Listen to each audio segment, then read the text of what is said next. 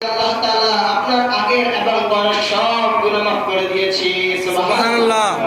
রাসূলগণ গুনাহ করবেন না, রাসূলগণ গুনাহ করবেন না।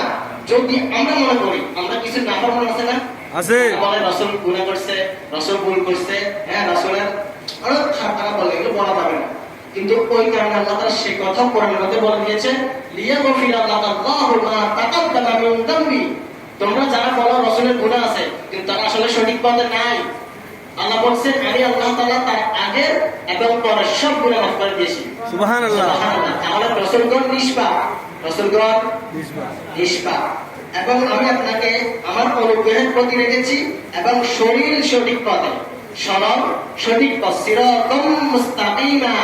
আমরা বলি না ইহদিনাস সিরাতাল মুস্তাকিম, হে আল্লাহ আপনি আমাদেরকে শরীর সঠিক পথে পরিচালিত করেন। তদ্রুপ আল্লাহ তাআলা রাসূলকে কি করছেন? শরীর সরল সঠিক পথে পরিচালিত করছেন। উনি কি সঠিক পথে না ব্যাহতে? রাসূল কি সঠিক পথে না ব্যাহতে? সঠিক পথ, সঠিক পথে। এখন ঠিক আছে না পরে উঠে যাবেন, ওটা করার সুযোগ নাই।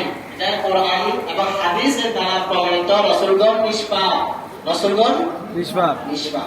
তাহলে আসেন আমরা প্রত্যেক মানুষ নবী রাসূল ছাড়া সবাই গুনাহগার। সবাই কি গুনাহগার? আর আমাদের গুনাহ আছে না নেই? আছে, আছে না? কিছুক্ষণ আগে হয়তো অনেকে সিগারেট খেয়ে আসছেন, আসছেন না? আসছে। ফেসবুকের মধ্যে হয়তো ভিডিও দেখে আসছেন, আসছেন না? আসছে। গুনাহ হয়েছে না? হয়েছে। এই গুনাহ করার পরে আমরা কি আল্লাহর কাছে মাপ চাইবো নাকি বসে থাকবো? চাইবো। মাপ চাওয়ার দরকার আছে না?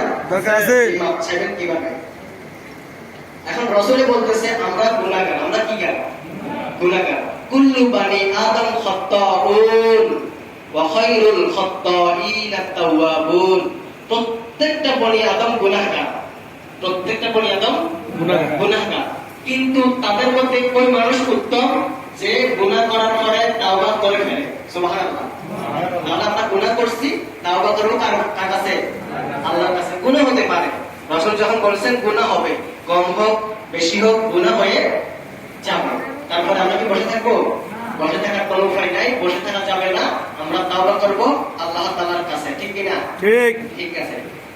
আল্লাহ রাসূল সাল্লাল্লাহু আলাইহি ওয়াসাল্লাম ইবনে মাজাহ শরীফের হাদিসের মধ্যে বলেন 4291 নম্বর হাদিস, আনাস ইবনে মালিক রাদিয়াল্লাহু তাআলা থেকে বর্ণিত, রাসূল সাল্লাল্লাহু আলাইহি ওয়াসাল্লাম বলেন প্রত্যেক বনি আদম গুনাহগার, ভুলকারী, অন্যায়কারী, আর তাদের গুনাহদের মধ্যে তারাই উত্তম যারা তাওবা করে ফেলে। সুবহানাল্লাহ বলেন। সুবহানাল্লাহ। এই হাদিস দ্বারা প্রমাণিত আমরা গুনাহগার। আমরা কি গান? এই হাদিস দ্বারা কি গান? গুনাহগার। গুনাহগার প্রমাণিত না? এটা কি আমার কথা? আমি কিন্তু হাদিস নাম্বার বলে দিছি আপনাদেরকে, 4291 নম্বর হাদিস ইবনে মাজাহ শরীফের। মিলা দেখিয়ে এখানে বলতেছেন আনাস ইবনে মালিক রাদিয়াল্লাহু তাআলা قال قال رسول الله صلى الله عليه وسلم كل بني آدم خطاؤون وخير الخطائين التوابون।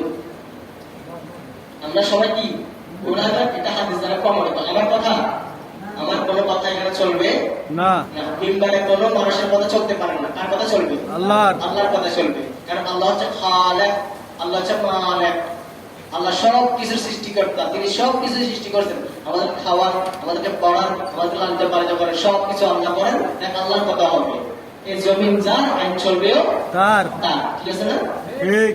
তারপরে বলতেছে মানুষ গুনাহ থেকে মুক্ত নয়, কারণ হলো মানুষের মধ্যে মানবিক দুর্বলতা আছে। মানবিক দুর্বলতা। আমরা কি মানুষ? আমরা কি মানুষ? আমাদেরকে মাটি দ্বারা সৃষ্টি করা হয়েছে। কি দ্বারা? মাটি দ্বারা। মাটি দ্বারা সৃষ্টি করা হয়েছে। এই কথা আল্লাহ তাআলা কোরআনের মধ্যে বলে দিয়েছেন। সুবহানাল্লাহ। সুবহানাল্লাহ। কি বলছে আল্লাহ তাআলা বলেন? শুনেন, সূরা মুমিনুন, সূরা মুমিনুন 12 নম্বর আয়াত। আল্লাহ বলেন ওয়ালাকাদ খালাকানাল ইনসানা মিন সুলালিম মিন তিন। আমি তো মানুষকে সৃষ্টি করেছি মাটির উপাদান থেকে। একবারে তিন শব্দ ব্যবহার করছে, মাটি থেকে সৃষ্টি করেছে আল্লাহ তাআলা। মানুষকে সৃষ্টি করেছেন কি? মাটি থেকে। ওয়ালাকাদ খালাকানাল ইনসানা মিন সুলালিম মিন তিন। আমি তো মানুষকে সৃষ্টি করেছি মাটির উপাদান থেকে। আসেন চলে আসেন, চলে আসেন। তারপরে আল্লাহ রাব্বুল